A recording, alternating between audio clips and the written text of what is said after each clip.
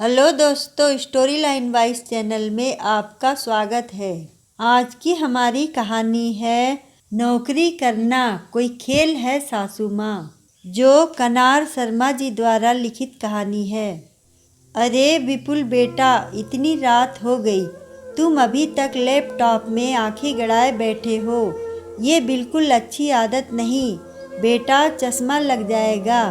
अरे मम्मी जी, एक ज़रूरी मीटिंग है, अमेरिका का क्लाइंट है, उसके साथ अभी मीटिंग शुरू होने वाली है, 1 घंटा लगेगा, आप जाकर सो जाइए।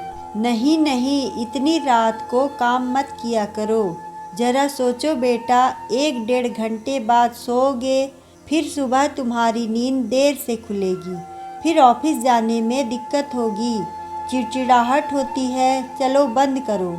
मम्मी जी कैसी बातें करती हैं, अगर अर्जेंट मीटिंग अभी नहीं हुई तो मुझे सुबह बॉस की 1000 बातें सुननी पड़ेंगी। और तो और, जो मेरा नया प्रोजेक्ट शुरू हुआ है वह मुझसे छीन लिया जाएगा। देखो, मैं बड़ी हूँ, तुमसे बोल रही हूँ तो कुछ सोचकर ही बोल रही हूँ कि यह मीटिंग सुबह भी कर सकते हो। बोलो अपने क्लाइंट को सुबह फ़ोन करे। मम्मी जी, अमेरिका में अभी सुबह है, भारत में रात है, वह बेचारा सुबह ही मीटिंग कर रहा है। अरे अजीब लोग हैं, उनकी सहूलियत होगी, वह कभी भी फ़ोन करेंगे। देखो बेटा, तुम सुबह ही काम करो, उसको बोलो कि वह रात को कॉल करे। अरे मम्मी जी, जब आपको हमारा काम पता नहीं है, हमारे जॉब के बारे में नहीं पता, फिर आप क्यों मुझे राय दे रही हैं? प्लीज़ आप यहाँ से जाइए, कहीं गलती से आपसे कुछ अनाप शनाप ना बोल दूँ। अरे यह किस तरह बात कर रहे हो तुम मुझसे? तुम्हें तहजीब नहीं है? मुझे पता नहीं था, इतने बेकार लड़के से मेरी लड़की की शादी हुई है। ओहो मम्मी जी, क्यों बहस कर रही हैं आप? आराम से जाकर सो जाइए, मैं अपना काम निपटा कर सो जाऊंगा, आप मेरी चिंता मत कीजिए। गुस्से से विपुल बोला। दामाद जी, आपको यह सिखाया आपकी माँ ने? इस तरीके से अपनी सास को दरवाज़ा दिखाया जाता है? मुझे तो बिल्कुल उम्मीद नहीं थी आपसे कि आप मुझसे इस तरीके से बात करेंगे। सुबह होने दीजिए, मैं समधन जी से बात करूंगी। बड़बड़ाती हुई करुणा जी कमरे से चली गई। प्रिया, यह क्या था? तुम्हारी मम्मी क्या बोल कर गई? तुमने उन्हें रोका क्यों नहीं? वह ऐसे कैसे दामाद से बात कर सकती हैं? उन्हें तो ऐसा लग रहा है जैसे नौकरी नहीं है, कोई खेल है। ये मीटिंग दिन में मत करो, रात में मत करो, ऐसा करो वैसा मत करो। अरे जब आदेश आएगा तब मुझे काम करना ही पड़ेगा। आखिर तनख्वाह तो मुझे इसी बात की मिलती है। इतनी सी बात समझ में क्यों नहीं आती इन्हें? विपुल, वैसे तो मम्मी ने जो कहा बिल्कुल सही कहा। मुझे लगता है तुम ही ज़्यादा ओवर रिएक्ट कर रहे हो। और वैसे भी जब तुम्हारी मम्मी बोलती है तो क्या तुम कुछ बोल पाते हो जो मैं बोल पाती? प्रिया अपने पति से बड़ी लापरवाही से बोलकर करवट बदलकर सो गई। मीटिंग शुरू होने में 5 मिनट बचे थे। विपुल का काम से मन उचट चुका था। तभी लैपटॉप पर नोटिफिकेशन देखा तो अपने आप को संभाला, फिर टेबल पर रखा पानी का गिलास उठाया और एक सांस में गटक गया। यह सासू माँ ने तो अच्छी क्लास लगा दी। मुझे नहीं पता था यह इतना लेक्चर भी सुनाती हैं। मन में सोच, जूम मीटिंग शुरू हो गई और फिर अपने काम पर लग गया। बेटी प्रिया की शादी के 6 महीने हो गए थे और काम के चलते प्रिया को छुट्टियां न मिली, इसलिए कुछ दिनों के लिए उसकी माँ करुणा जी अपनी बेटी से मिलने दिल्ली आई हैं। साथ में उनके यहाँ आने का एक कारण और था, अपनी बेटी की उलझन को सुलझाना।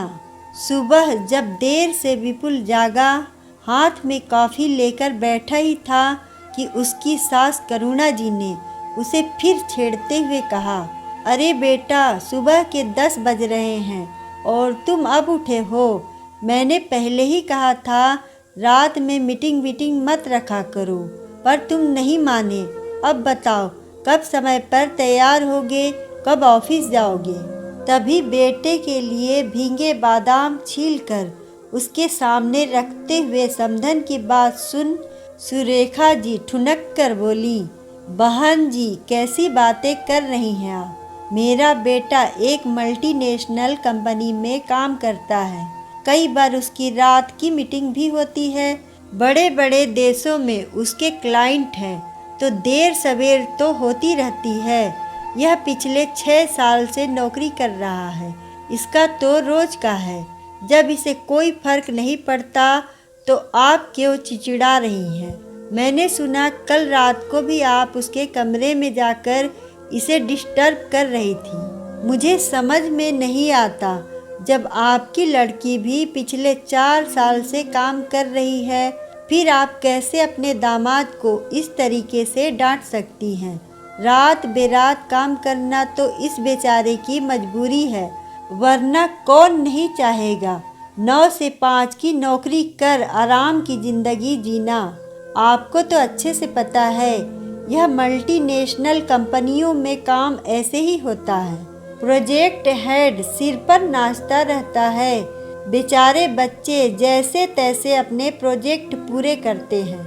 एक सांस में ही सब कुछ बोल गई। तब करुणा जी बोली, बहन जी बहुत खुशी हुई यह जानकर कि आपको आपके बेटे की इतनी परवाह है। आपको पता है कि उसकी नौकरी कैसी है, उसकी परेशानियों से भी आप पूरी तरह वाकिफ़ हैं और देख रही हूँ हाथों में खाना पीना भी देती हैं, उसकी सेहत का पूरा ध्यान रखती हैं। और दामाद जी आपको भी मेरी बातें बहुत बुरी लगी, जिसकी चुगली भी आप अपनी मम्मी से कर चुके हैं। बहन जी आप कहना क्या चाहती हैं? सीधे सीधे बोलिए, हमें यह गोल गोल जलेबी जैसी बातें समझ में नहीं आती। हाथ नचाते हुए बोली। तब करुणा जी मुस्कुराते हुए बोली, समधन जी जब आप जानती हैं आपके बेटे की नौकरी कैसी है, यह जानती है, फिर आप मेरी बेटी और अपनी बहू के साथ भेदभाव कैसे कर लेती हैं? आपको अच्छे से पता है प्रिया की भी नौकरी दामाद जी जैसी ही है। टीम की हेड होने के कारण उस पर काफ़ी जिम्मेदारी है। रात में मीटिंग भी होती है, ऑफिस से आने में देर हो जाती है, और जब उसे सुबह उठने में देरी होती है तो आप उसे कितना कुछ सुनाती हैं, फिर भी वह नाश्ता खाना सब कुछ बनाकर जाती है। मगर आपको उसके बनाए खाने में सिर्फ कमियां नज़र आती हैं। बहन जी हमारा ज़माना और था। हम गृहिणी हैं। पूरे संयुक्त परिवार को समय पर भोजन बनाकर देना, हर किसी की मांग पूरी करना, अपनी परवाह न करना, दूसरों के आदेशों पर चलना, यही किया है हमने। मगर आजकल के बच्चे जो स्वयं हमने स्वतंत्र बनाए हैं, उन्हें आत्मनिर्भर होने की शिक्षा दी है, तो फिर उनका सहयोग भी हमें करना पड़ेगा। मेरी भी 2 बहुएं हैं, दोनों नौकरी करती हैं। किसी का टाइम टेबल नहीं, मगर जब मुझे अपने होनहार बेटों के लिए समकक्ष बहू चाहिए थी, तो अब मुझे भी संयम रखना होता है। मैं अपने आप को उनसे कंपेयर नहीं कर सकती कि मैंने परिवार के लिए न जाने क्या क्या किया करती थी। अब तुम लोग यह नहीं करती, वो नहीं करती, इन लोगों की लाइफ स्टाइल कुछ अलग ही है, तो अब हमें इनके अनुसार ढालना होगा। जब आप बेटे को इतना समझती हैं तो बहू को भी बराबरी का दर्जा दीजिए। उसकी भी वही समस्या है जो आपके बेटे की है। फिर आपको तो उसकी माँ बनना चाहिए। जैसा आप बेटे को समझती हैं, बस अपनी बहू को भी समझिए। आखिर एक भेदभाव मुक्त दुनिया की रचना करने वाले हम ही हैं, जो अपने बेटा बेटी, बेटा बहू सबको समान रूप से उनके अधिकार देंगे। और हाँ समधन जी, मैं यह नहीं कहती कि आप मेरी बेटी को बैठाकर खिलाइए, नहीं, बिल्कुल आपका पूरा हक है। जो मर्जी आए आदेश दीजिए, मगर सहयोग भी कीजिए। कुछ कमी हो तो प्रेम से सिखाइए। जितना प्यार बेटे को देती हैं, उतना बहू को भी दीजिए, फिर देखना घर में कितनी सुख शांति रहेगी। सुरेखा जी को याद आया पिछले 6 महीने से प्रिया हर तरीके से अपने आप को एडजस्ट करने में लगी है। ऑफिस से आते ही रसोई में चली जाती है। कितनी बार काम के चक्कर में ऑफिस जाने में भी देरी हो जाती है, मगर उन्हें उसकी कोई बात पसंद नहीं आती। ऑफिस से देर से आना, छुट्टी वाले दिन सुबह देर से जागना, घर के कामों में हाथ न बटा पाना, और तो और कुछ दिन पहले उन्होंने चलती मीटिंग के बीच में अपनी बहू पर चिल्ला दिया। बेचारी को कितनी शर्मिंदगी महसूस हुई, फिर भी पलटकर उसने जवाब नहीं दिया। समधन जी की बात एकदम सही है। जब बहू बेटे के बराबर मेहनत कर पैसा कमाती है तो फिर उसे दर्जा भी बराबरी का मिलना ही चाहिए। विपुल भी अब सब कुछ समझ चुका था। उसे भी अपने आप पर शर्म आ रही थी। जब लड़की चुनने की बारी थी तब तो समकक्ष अच्छा पैसा कमाने वाली लड़की चाहिए थी, मगर उसका सहयोग करना उसकी जिम्मेदारी थी। यह भूल गया, जो कि सरासर गलत है। तभी प्रिया सबके लिए नाश्ता बनाकर प्लेट लगाने लगी। तभी विपुल बोला, रुको मैं मदद करवाता हूँ।